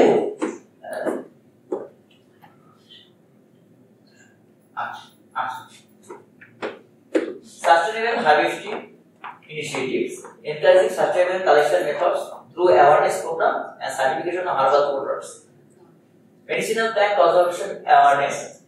Government and NGO promote the importance of medicinal plant conservation through education campaigns and training workshops. এবং এনজিও গুলো গভর্নমেন্টের সঙ্গে কোলাবোরেশন অনেক কাজ করছে আমাদের এই হার্বাল এই ঐতিহ্যগুলোকে যাতে বাঁচিয়ে রাখা যায় এবং এটাকে আরো ভবিষ্যতের দিকে থ্রাইভ করা যায়। Future prospects. Role of medicinal plants in modern healthcare. Integration with allopathic medicine. Allopathic মেডিসিনের সঙ্গে আজকাল হার্বাল মেডিসিনের একটা সমন্বয় সাধন করা হচ্ছে যাতে আরো মানুষ আরো ভালো পরিষেবা পেতে পারে। ফার্মাকোলজিক্যাল রিসার্চ এন্ড ড্রাগ ডেভেলপমেন্টের মধ্যে অনেক গুরুত্ব রয়েছে। Ongoing research will continue to identify bioactive compounds in plants leading to development of new drugs and chronic diseases, cancer, mental health, ক্যান্সারের মতো রোগ সারাতে অন্যান্য হৃদরোগ, কার্ডিওভাস্কুলার ডিজিজ গুলো, গ্যাস্ট্রোইন্টেস্টাইনাল প্রবলেমস এবং আদার অন্যান্য কিছু হেপাটোপ্রোটেক্টিভ ব্যাপারগুলো রয়েছে। আমাদের লিভার, কিডনি এগুলোকে যাতে সুস্থ রাখা যায়, এগুলো অন্যান্য কেমিক্যাল ওষুধের দ্বারা খুব ক্ষতিগ্রস্ত হয় সেই অর্গানগুলো, সেগুলোর ব্যাপারেও এগুলো আমাদের গভর্নমেন্ট খুব নজর দিচ্ছে। Sustainability and green medicine. The demand for eco-friendly, sustainable healthcare options will boost the use of plant-based medicine, supporting the global shift towards natural wellness.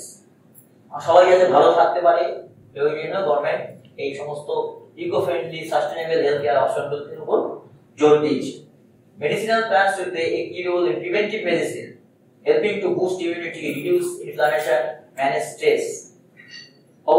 ঔষধ থেকে যাতে বাঁচানো যায়, ঔষধ একটা এমন একটা রোগ যেটা কোনো ওষুধে সারানো যায় না, সেখানে হার্বাল প্ল্যান্টস বা হার্বাল প্রোডাক্টস ব্যবহার করে অনেক ফল পাওয়া যাচ্ছে। গ্লোবাল মার্কেট এক্সপ্যানশন, যেটা আগে বললাম, এই ওষুধগুলোর চাহিদা ক্রমাগত দেশে বিদেশে সব জায়গায় বিভিন্ন ভাবে বাড়ছে। Thank you.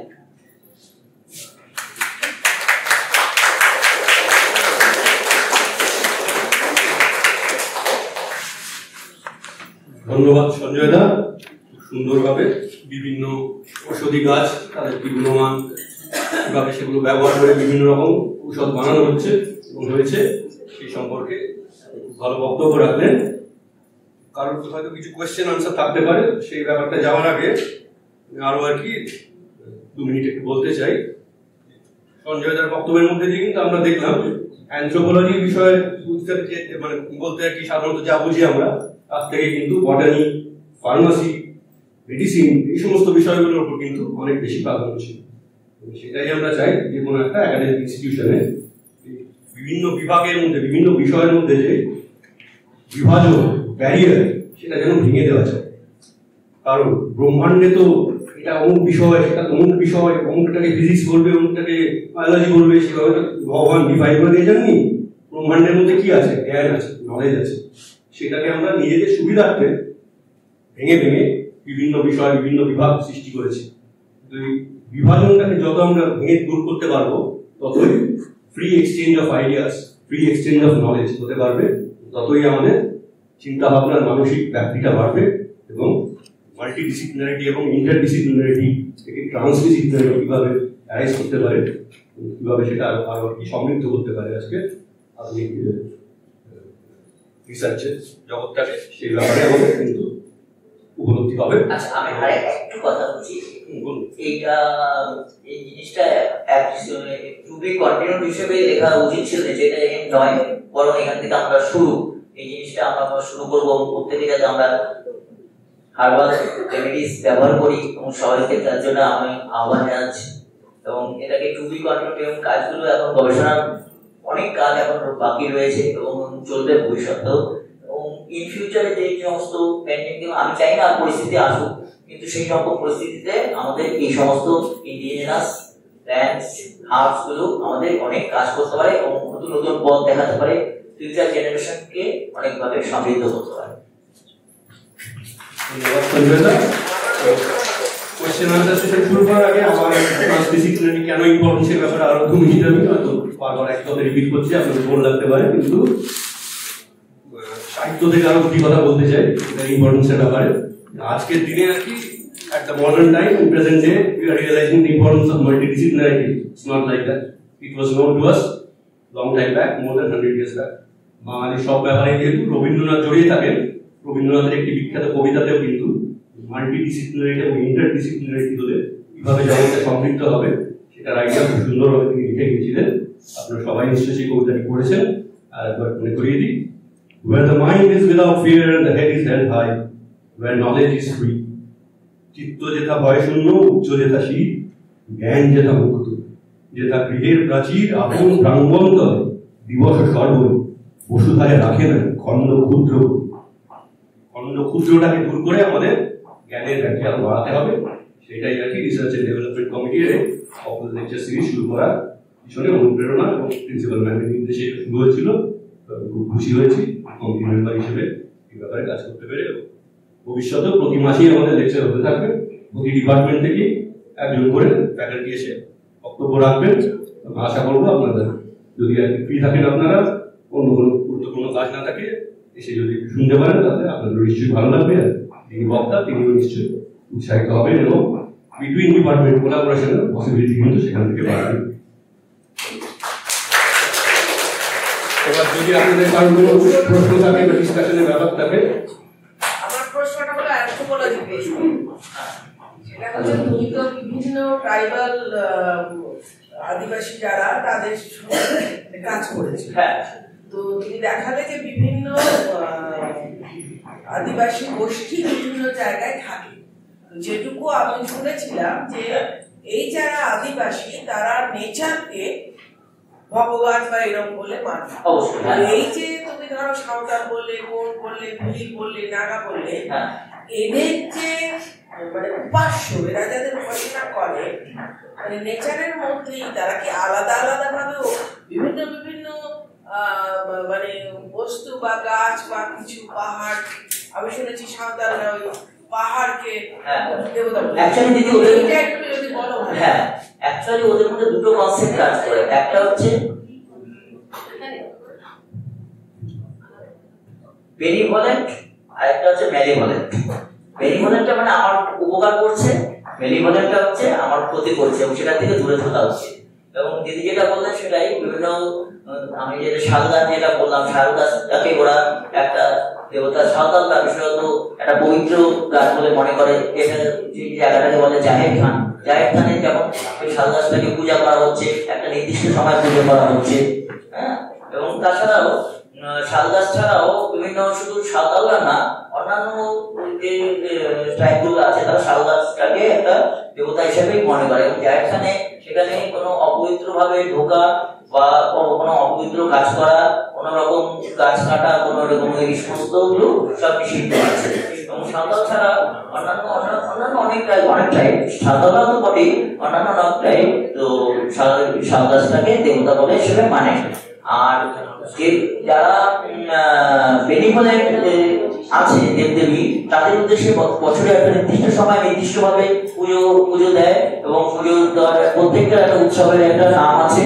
এবং শুধু বেনিভলেন্ট না, এবং যেগুলো অশুভ দেবদেবী তাদেরও উদ্দেশ্যে ওরা একটা বলি টলি, মুরগি হোক ছাগল হোক, এগুলো বলি টলি প্রদান করে। এবং সারা বছর ধরে মোটামুটি ওদের এই উৎসব আচার অনুষ্ঠানগুলো, রিচুয়ালস গুলো, অ্যাক্সেসিয়াল গুলো চলতে থাকে।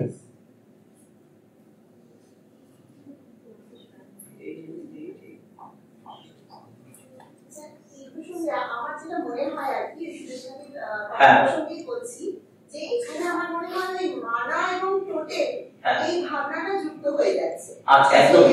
যেটা মানা মানে সর্বশক্তিমান আমরা যাকে ভাবি, সেই জায়গাটা ওই সুদেশনাথী যেটা বলেন যে আলাদা আলাদা শক্তিকে আমরা আলাদা আলাদা ভাবে ভাবছি, মানে আমাদের মনসা কনসেপ্টটা সেটা আবার আলাদা প্রসঙ্গ হয়ে যাচ্ছে যে লৌকিক জায়গাতেই শুধু মনসা আটকে কিনা বলছি না, যে কোনো কিছুতেই কিন্তু এই মানার কনসেপ্টটা থাকছে।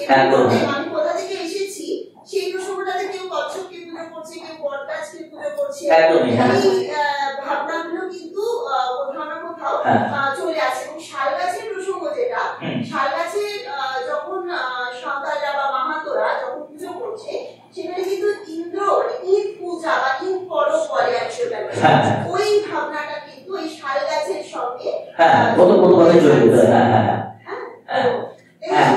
মানা is a concept to them, মানা। আর টোটেমটা হচ্ছে ওদের ক্ল্যানের সঙ্গে যুক্ত আছে। ক্ল্যানের সঙ্গে যুক্ত আছে। এবং সাঁওতালদের আপনার এখন 12টা ছিল, এখন 11টা তো ক্ল্যান রয়েছে, এবং ক্ল্যানগুলো ওদের টাইটেল দেখে বোঝা যাবে। এই ক্ল্যানগুলোর সঙ্গে এবং ক্ল্যানের একটা নির্দিষ্ট টোটেম রয়েছে। সেই টোটেম কিন্তু হাঁসটা গ্রুপের কাছে, হাঁসটা তাদের কাছে তো পবিত্র। হাঁসকে ওরা মারবে না, খাবে না, কিছু করবে না, হাঁসটাকে সর্বতভাবে রক্ষা করবে।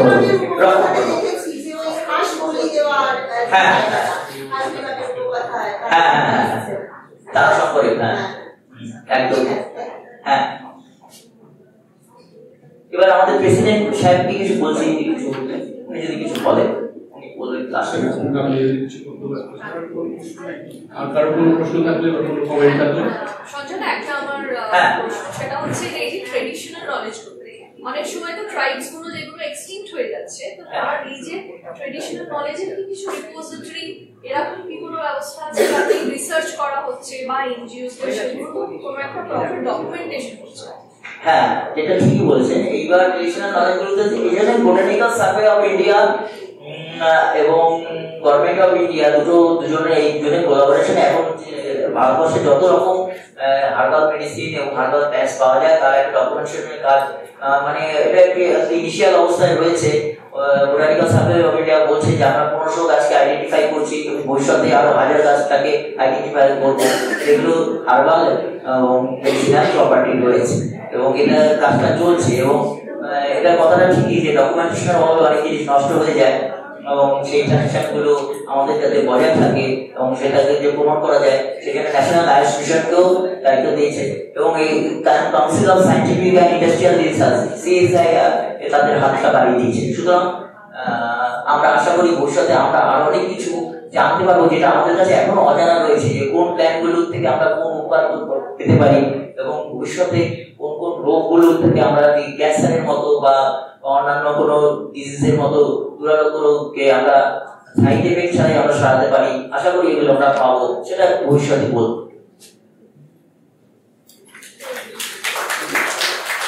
Thank you. প্রেসিডেন্ট সাহেব আর কোনো বক্তব্য বা কোনো কোশ্চেন না থাকলে তাহলে প্রেসিডেন্ট স্যারকে অনুরোধ করব।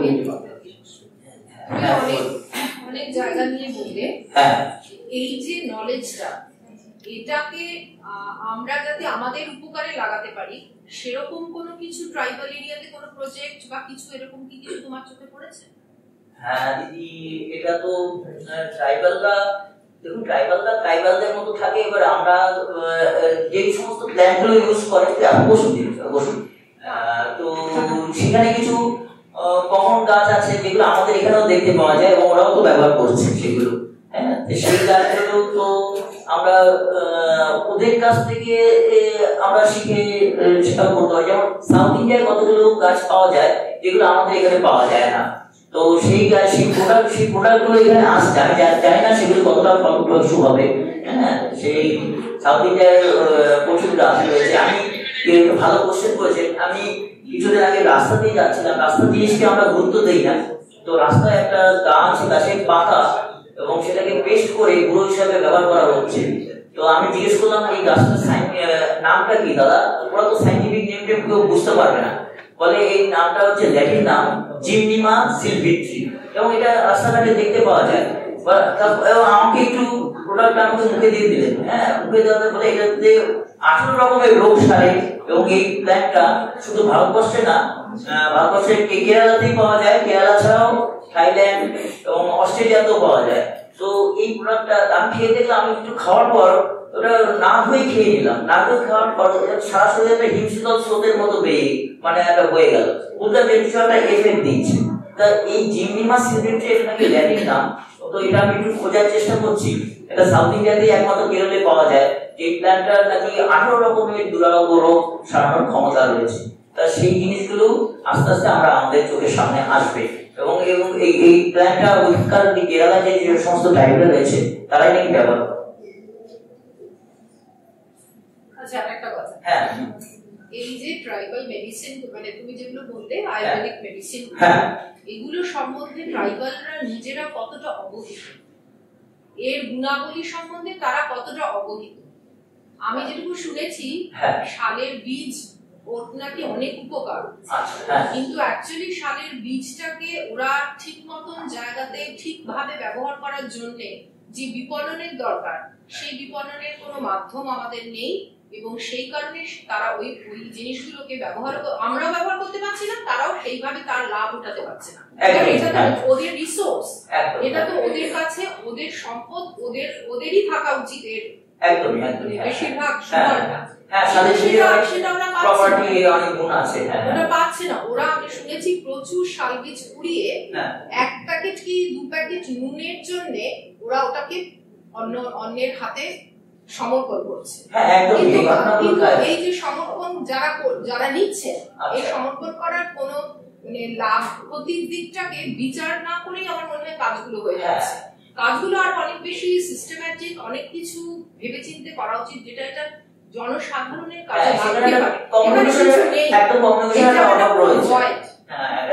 এবং ট্রাইবালদের কোনো উন্নতির জন্য হচ্ছে না, ওদের সম্পদ দ্বারা ওদের কোনো উন্নতি হচ্ছে না। যেমন আমি একটা এক্সাম্পল দিচ্ছি, মহুয়া গাছটা ওখানে আপনি যে কোনো ট্রাইবাল এরিয়াতে মহুয়া গাছটা পাবেন, এবং মোমো গাছটাকে আমরা একটু এখানে বলার জন্যই বলছি, ওরা লিকুইড হিসাবে ব্যবহার করে সন্ধ্যাবেলায় খাওয়ার জন্য, কিন্তু মোমার যে অন্যান্য প্রপার্টি গুলো আছে, হ্যাঁ এবং অন্যান্য প্রপার্টি আছে, anti inflammatory, immunity booster, digestive সিস্টেমকে কভার করে, সেই জ্ঞানগুলো কিন্তু ওদের নেই এবং সেইভাবে ওরা ব্যবহার করে না, ওরা শুধু লিকুইড হিসাবে ব্যবহার করে। তো এই জায়গাটা একটু কমিউনিকেশনের দরকার আছে এখানে, যেখানে এনজিও এবং গভর্নমেন্টের একটু উদ্যোগ হয়তো আমরা ভবিষ্যতে পাবো। ঠিকই বলেছেন, একদম কোঅর্ডিনেশন এবং কমন নলেজের অভাবে অনেক জিনিস নষ্ট হয়ে যায় এবং সেটা ওরা করে একদম। আমি এইটার প্রসঙ্গেই বলছিলাম, প্রসঙ্গে এই যে ম্যাম বললেন না যে ট্রাইবালরা কতটা অবগত এই ব্যাপারে, সেই ব্যাপারটাই বলছি। যেমন একটা মেডিসিনাল প্ল্যান্টের একটা ইনগ্রিডিয়েন্ট, তার নাম হচ্ছে সাইক্লোপিয়া, সাইক্লোপমিন, ঠিক আছে? সাইক্লোপমিনটা পাওয়া যায় দক্ষিণ আফ্রিকার কোনো একটা জঙ্গলে, একটা পাওয়া যায়। তো ওইখানে ওই ট্রাইবাল কমিউনিটি দেখছে ওদের মানে কিছু একটা কোনো একটা গ্রামের একটা জায়গায়, ওখানে যে সমস্ত, ওরা তো ছাগল চড়াতে যায়, ছাগল চড়াতে চড়াতে দেখে যে মানে যে সমস্ত মানে ছাগলরা, যারা যে ছাগলগুলো বাচ্চা হবে, তারা হয়তো একটা সার্টেন প্ল্যান্ট কিছু একটা খাচ্ছে, সেই প্ল্যান্টটা খেয়ে তাই সেই ছাগলের বাচ্চাগুলো সবার দুটো চোখ একসঙ্গে মিশে গিয়ে একটা চোখ হচ্ছে। তো এই ব্যাপারটা ভীষণ মানে কিছু দেখাচ্ছে, তার আর কোনো প্রবলেম নেই, শুধুমাত্র দুটো চোখ মিশে গিয়ে একটা চোখ হচ্ছে।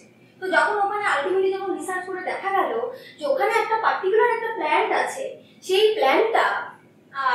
প্ল্যান্টটাতে আর ইনগ্রেডিয়েন্টের নাম হচ্ছে সাইক্লোপমিন, যেটা খেলে কিনা ছাগলগুলো ওই রোগটা মানে রোগ বা ওই মানে ডেভেলপমেন্টাল প্রবলেমটা হচ্ছে।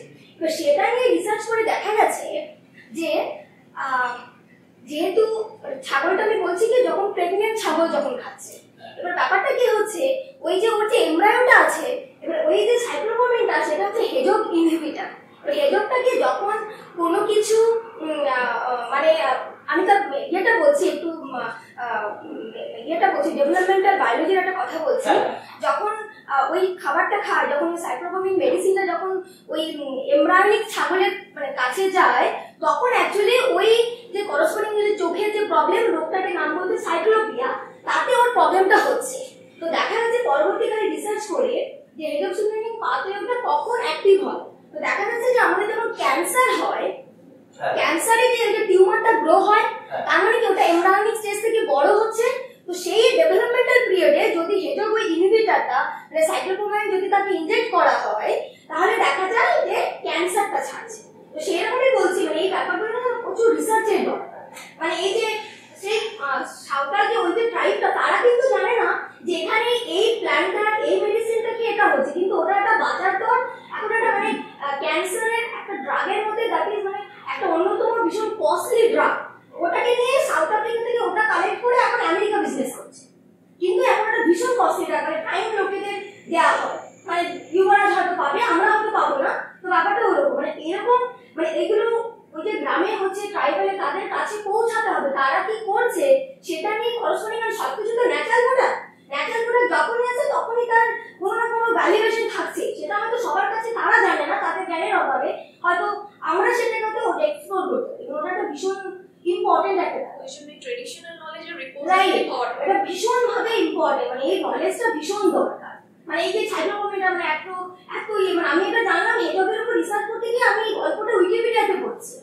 এটা সাউথ আফ্রিকার একটা গ্রামে, যেখানে ওই সাইক্লোপমিন হেজক ইনহিবিটর আপনি দিলে আপনি নিজেও হয়তো পেয়ে যাবেন। আচ্ছা আচ্ছা, ঠিক আছে, আমি দেখব। Thank you for the information. এবার প্রেসিডেন্ট সাহেব। অনেক ধন্যবাদ সকলে যারা কোশ্চেন বা বক্তব্য রাখলেন, আমরা অনেক কিছু ইন্টারেস্টিং জিনিস জানতে পারলাম। স্যারকে অনুরোধ করব।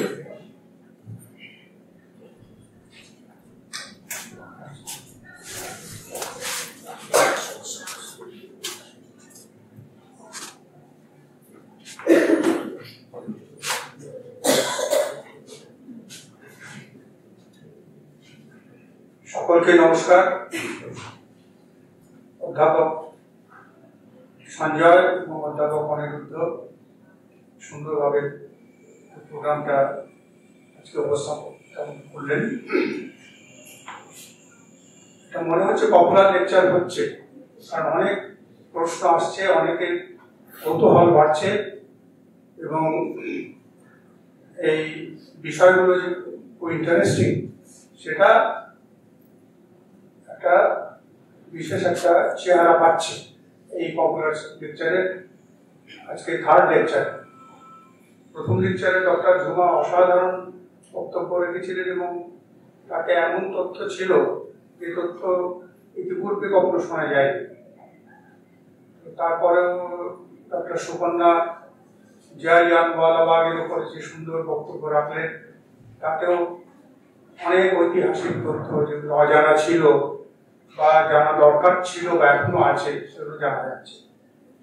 এখানে অনেক প্রশ্ন এসেছে, তো এটা খুব এটা বহুল চর্চিত বিষয় traditional medicine and herbal medicine.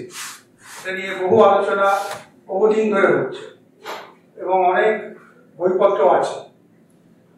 তা যে প্রশ্নগুলো এসে গেল সেই দিকের কথাটা আমি বলছি আগে। একটা ন্যাশনাল ইনোভেশন ফাউন্ডেশন আছে, তারা এই গবেষণাগুলো করে। এই গবেষণাগুলো গুরুত্ব পায়নি তার কারণ আমরাও ইন্ডিজিনাস নলেজকে গুরুত্ব দেই না। যে কথাগুলো এতক্ষণ সঞ্জয়বাবু বললেন যে এই যে মেডিসিনাল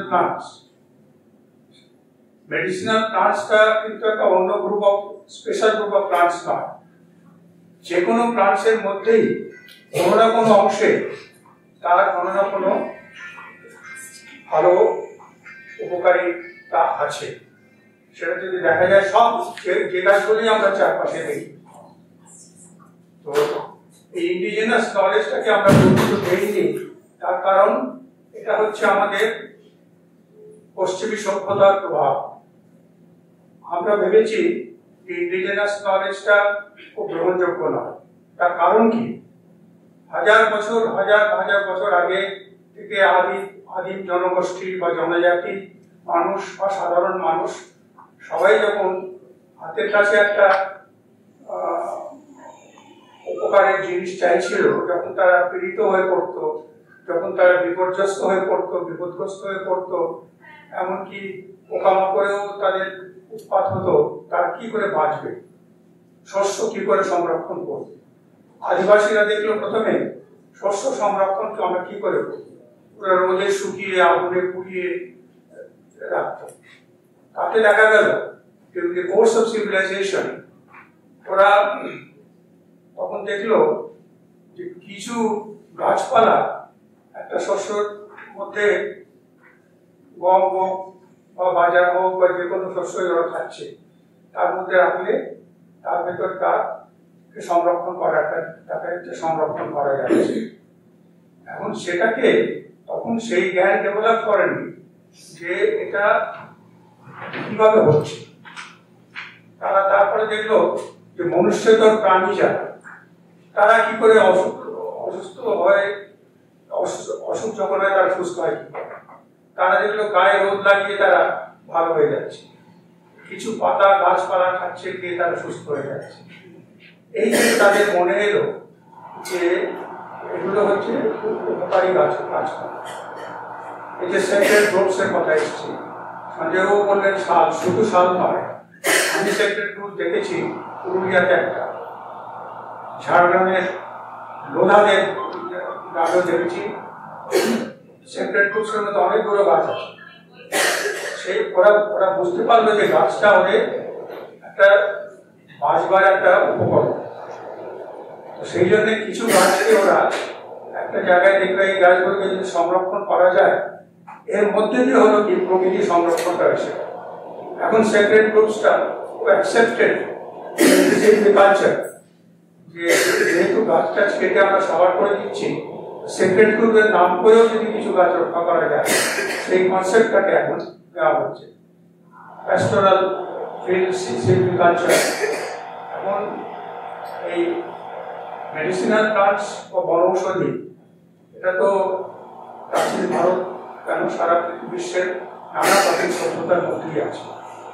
এখন হচ্ছে কি মানুষ উপকার পেয়েছে গাছের ফল খেয়ে, গাছের পাতা, গাছের ছাল, ফুলের কুড়ি, নানা রকম জিনিসই বিভিন্ন অংশ, একটা বৃক্ষের বিভিন্ন অংশ তার ব্যবহার করে উপকার পেয়েছে। কিন্তু কেন উপকারটা হলো সেটা এক্সপ্লেন করা যায়। সেই জন্যই ওগুলোকে বলা হয় টোটকা। যখন তার বৈজ্ঞানিক বিশ্লেষণ করলেন, যখন বিজ্ঞানীদের চোখে এলো, যেমন ঝুমা একটা কথা বললেন আপনি, যে এই যে দৃষ্টিভঙ্গি, এইটা খুঁজে পাওয়া, তার থেকেই বিশ্লেষণটা হয়। এখন আমি অনেক কাজ করেছি ট্রাইবালস নিয়ে, তো এখানেও করেছি, দিল্লিতে দিল্লি IIT থেকেও করেছি। তো আমার কাছে পশ্চিমবাংলায় 101টা গাছ আছে, লিস্ট করা আছে আমার কাছে।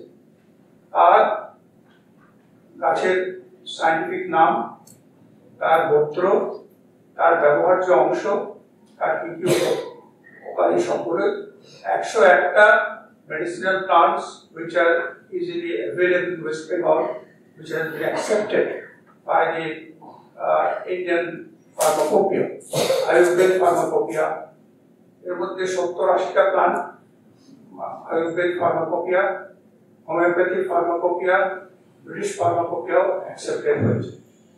কারণ কি, গাছের যে কোনো ঔষধ গুণ আছে, রোগ সারাবার যে ক্ষমতা আছে, সেটাকে জানতে গেলে তাকে তার ফার্মাকোলজিক্যাল অ্যানালিসিস করতে হয়, কেমিক্যাল অ্যানালিসিস করতে হয়, এন্ড ক্লিনিক্যাল ফাইন্ডিংসটা, তবেই মাত্র সেটা ওষুধ হিসাবে স্বীকৃত হয়।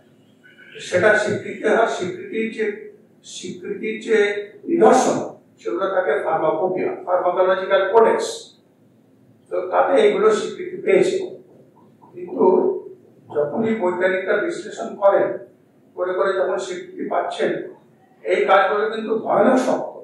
যেমন সঞ্জয়বাবু অনেক ঘুরে অনেক কিছু জায়গায় ঘুরেছেন, যারা করছেন বা যারা এমনিও যারা প্রশ্ন করছেন, তাদের মনে যেটা আসছে, এটা খুবই সংগত যে সাধারণ মানুষ, সাধারণ বিজ্ঞানী, তিনি রসায়নবিদ হন, উদ্ভিদতত্ত্ববিদ হন, বা প্রাণীতত্ত্ববিদ হন, বা ডাক্তার হন, তারা একটু নাক শিখতে ও গাছের ওষুধ, তাতে আর কি হবে, কে আর কি হবে। তো কিন্তু এখন এটা এত জরুরি, তার কারণ যে বিশ্বের যে যতগুলো অ্যান্টিবায়োটিক যখন প্রথম আবিষ্কার হয়, আপনারা জানেন 1945 সালে, তখন পেনিসিলিনটা একটা সর্বরোগ প্যানাসিয়া হিসাবে স্বীকৃত হচ্ছে। কিন্তু আলেকজান্ডার ফ্লেমিংকেও 1929 সালে যখন উনি এটা আবিষ্কার করেন, তাকে কেউ গুরুত্ব দেয়নি, একেবারেই স্বীকার করেন। যখন দ্বিতীয় মহাযুদ্ধের পর স্বয়ং চার্চিল নিউমোনিয়াতে ভুগলেন, তখন এক পেনিসিলিনের ডাক পড়ল। তখন যেমন সোলজারদের গ্যাংগ্রিন হচ্ছে, আহত হচ্ছে, তাকে কিছুতেই সারানো হচ্ছে না, তখনকার দিনে একমাত্র ওষুধ ছিল AB693, that is a chemotherapeutic agent, পলের বিষ সেটা করেছিল। সেই তারপরে যখন দেখলো যে কাজ করছে পেনিসিলিন একটা আবিষ্কারটা একটা সেরেন্ডিপিডিয়া। তো যাই হোক, এই যে আবিষ্কারগুলো হয়, তারপরে মানুষ চলে গেল দ্বিতীয় বিশ্ব মহাযুদ্ধের পর থেকে allopathic medicine. Allopathic it's a pathy, কারণ হোমিওপ্যাথির যিনি জনক হানিম্যান সাহেব, তিনি কিন্তু অ্যালোপ্যাথিক ডাক্তারই ছিলেন। তিনি বললেন কি, অ্যালিলোপ্যাথি, অ্যালোপ্যাথির একটা অল্টারনেটিভ থাকা উচিত, that is homeopathy, that is the medicine for the Homo sapiens. তো যাই হোক, এই যে আমাদের একটা অনীহা এখনো আছে, ওইসবকে তুলসী পাতাকে আর কত রোগ থাকলে আমি প্যারাসিটামল খেয়ে নেব, আমি এই ওষুধটাই খেয়ে নেব। এখন দেখা যাচ্ছে অ্যান্টিবায়োটিক রেজিস্ট্যান্স একটা বিরাট সমস্যা সারা পৃথিবীতে জুড়েছে, যে অ্যান্টিবায়োটিক কোনো কাজ হচ্ছে না, একবারে 4th জেনারেশন 5th জেনারেশন অ্যান্টিবায়োটিকের কোনো কাজ হচ্ছে না, এত বড় সমস্যা এসেছে। এখন এই যে সঞ্জয়বাবু এতক্ষণ দেখালেন আমাদের, এখন আমাদের এইগুলোর উপরেই ভরসা করতে হবে।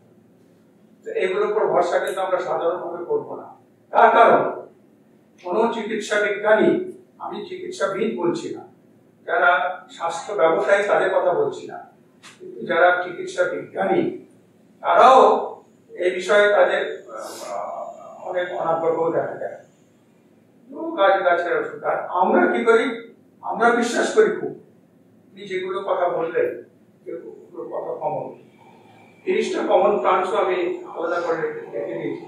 কমন প্লান্টস সেগুলো কমনলি ব্যবহার করা হয়, আমরা চিনি যেগুলো, যেগুলোকে চিনি না, কিন্তু সেগুলো আমরা গ্রহণ করি কখন? নিম পাতাটা যখন একটা কর্পোরেট একটা প্যাকেজে করে যখন দেবে, তখন আমরা মনে করি এটা নিমের সাবান, এটা এই ওষুধ, এটা নিমাইল, এটা অমুক জিনিস। এগুলো কিন্তু একদম ব্যবসায়িক ভিত্তিক, এগুলো সব রসায়ন বিজ্ঞান করে। এখানে প্রচুর আপনারা দেখবেন রোজ টেলিভিশনে দেখা যাচ্ছে যে কত অ্যালোভেরা, কত এত গাছ, কিন্তু ঔষধি গাছ ভারতবর্ষেও নেই, পশ্চিমবাংলায় নেই। পশ্চিমবাংলায় যেখানে বেশি ঔষধি গাছ এই বনগাঁ থেকে, এখান থেকে হাজার হাজার কেজি গাছ লোকেরা নিয়ে যাচ্ছে কোম্পানি। পশ্চিমবাংলায় যে যে আমাদের পশ্চিমবঙ্গ একটা রিচ কান্ট্রি বলেছেন, যেমন বড়বেতার থেকে অনেক কালমেঘ চলে যাচ্ছে, বাঁকুড়ার রানীমার থেকে অনেক ওষুধের গাছ চলে যাচ্ছে। এখন এগুলো যাচ্ছে কি বিদেশে রপ্তানি হয় এবং কোম্পানিগুলো তৈরি করে। আর কিন্তু কোম্পানিগুলো যা বলছে, তারা যা বিজ্ঞাপন দিচ্ছে, সেই ওষুধের গাছ কিন্তু আমাদের নিয়েছে। তারা এই কথাগুলো দেখি, দুটো নিম কথা দেখেই আমাদেরকে বলে যাচ্ছে, আমরা তাকেই ভাবছি এটাই ওদের নিমের সাবান, এটাই এটাই ওই হার্বাল মেডিসিন কথাটাকে খুব লঘুভাবে নেওয়া যায়, কি কাজ হবে। কিন্তু এখন আমাদের আস্তে আস্তে এর দিকে যেতে হবে। সেই জন্যে আজকের এই লেকচারটা খুবই গুরুত্বপূর্ণ আমাদের। আমি বলবো এখানে একটা বটানি ডিপার্টমেন্ট থেকে একটা মেডিসিনাল প্লান্টসের ছোট বাগান হয়েছে আমাদের এখানে। উনি বললেন যে এখানে কটা, আমি অনেকবার আগেও বলেছি বিভিন্ন জায়গায় সময়, যে এই গাছগুলোকে এখানকার ছাত্রীদের আপনারা চেনা, এই কলেজ ক্যাম্পাসের মধ্যে কতগুলো গাছ আছে, সেগুলো কি গাছ, এবং গাছের যদি নামটাকে লেখা হয়, যেমন উনি অর্জুন গাছ বললেন কিংবা একটা নিম গাছ বললেন, এই গাছের নামগুলো যদি আমরা লেখাটা লেখা তাহলে মানুষটা আগ্রহ পাবে। আমাদের এগুলো খালি থিওরিটিক্যাল আগ্রহ, প্রকৃতিকে বেড়াতে গেলাম, ভালো লাগলো, দেখে এলাম, কেরলায় গেলাম, ওখানে দেখলাম অনেক মশলার বাগান, ব্যাঙ্গালোরে এটা দেখলাম, মহেশ্বরে এটা দেখে এলাম, মধ্যপ্রদেশে এটা দেখে এলাম, কিন্তু সেটা যে সত্যি সত্যি কত কাজে লাগে সেটা আদিবাসী জনগোষ্ঠী আমাদের দেখিয়ে দিয়েছে যে এই কাজে লাগে। আমি নিজে দেখেছি, তার ভাজা হয়েছে একটি খেরিয়া জাতি, আপনারা জানেন খেরিয়া ট্রাইবস আছে পুরুলিয়াতে, তাদের 1084 মা অরণ্যের অধিকার যেসব বইগুলো লিখেছেন মহাশ্বেতা দেবী, সেই বইগুলোতে তাদের কথা বলা আছে। তো তারা এই পেঁপে গাছের ল্যাটেক্স দিয়ে দাঁত ভাজা দিচ্ছে। আমাকে বললো যে এটা দিয়ে আমাদের সেরে যায় ল্যাটেক্স অফ পেঁপে। তো এখন এইরকম ওরা কিন্তু ওরাই আবিষ্কার করে, কেউ বলেনি, কোনো ডাক্তারও বলেনি, ওরা নিজে ব্যবহার করতে করতে দেখেছে কি কি এগুলো সারছে। একটা এই যে ওদের ভক্তি কিরকম, যেমন টোটেমের কথা হলো, যেমন সব আলোচনা হলো, যেমন কেউ হাতিকে পুজো করে, হাতি ঠাকুর। এখন হাতি কি গুলো খায়, এখন আপনারা দেখছেন যে হাতি তার খাবার পাচ্ছে না, সেই জন্য লোকালয়ে চলে আসছে। এখন আমাদের ভাবনার সময় এসেছে যে বন্য প্রাণী, আমরা গাছ গাছা পছন্দ করি না। আমি যে পাড়ায় থাকি সে পাড়ায় অল্পই গাছ আছে, তাও অট্টালিকার কাছে মাল্টি স্টোরি বিল্ডিং এর কাজ জানলা দিয়ে গাছের ডাল কাছাকাছি চলে এসছে, তার আতঙ্ক হয়ে গেছে এর মধ্যে যে সাপ চলে আসবে, বিছা চলে আসবে, পোকামাকড় চলে আসবে, এগুলোকে এক্ষুনি কাটিয়ে দিই। আমি বললাম যে একটা গাছ, আপনারা জানেন একটা গাছ কত উপকার করে আমার, তো সেই গাছের উপকারটা কিন্তু আমরা ভুলে গেছি। একটা ট্রি, একটা বড় ট্রি যদি 50 বছর বাঁচে, তার অবদানটা কি, সেটাকে যদি quantify in terms of money, তাতে কম করে হলেও আমি 15 বছর আগেকার হিসেবে বলছি 15 লক্ষ টাকা। একটা বড় গাছ যদি 15 বছর বাঁচে, তার জীবিত অবস্থায়, কাটা অবস্থায় না, টিম্বার না। তো গাছকেই আমরা ভালোবাসতে চাই না, এটা আমরা সিনেমায় দেখতে চাই, কবিতায় পড়তে চাই, কিন্তু বাড়ির কাছে এরই মুশকিল। তো সেই জন্যে আমরা তো বৃক্ষ প্রেমিক তো নই, আমরা থিওরিটিক্যালি আমরা বলি যে আমরা এগুলো ভালোবাসি। যাই হোক, খুব সুন্দর আলোচনা হলো, আপনারা এসছেন। আপনাদের কাছে আমার বিনীত অনুরোধ যে এই আমাদের যে এই কলেজের ক্যাম্পাসে এত গাছপালা আছে, তার একটা বায়োডাইভার্সিটি রেজিস্টার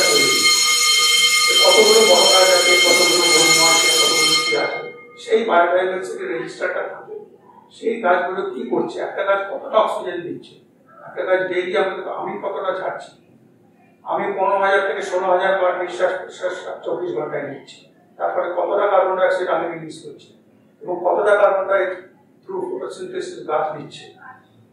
এইগুলো গাছের কাছে নিয়ে রবীন্দ্রনাথ যেমন গাছের নিচে পড়াতে, একটা তো উদ্দেশ্য ছিল, তিনি চেয়েছিলেন লাইফ সেন্টার্ড এডুকেশন। এখন সেই এডুকেশনটাই লাইফ সেন্টার আমরা করতে পারি। এই হিসাবে আপনাদের অনেক ধন্যবাদ যে আজকে আলোচনা হলো। তো যাই হোক, আমার খুব ভালো লাগলো, আমি থাকতে পেরেছি, সেসব ধন্যবাদ।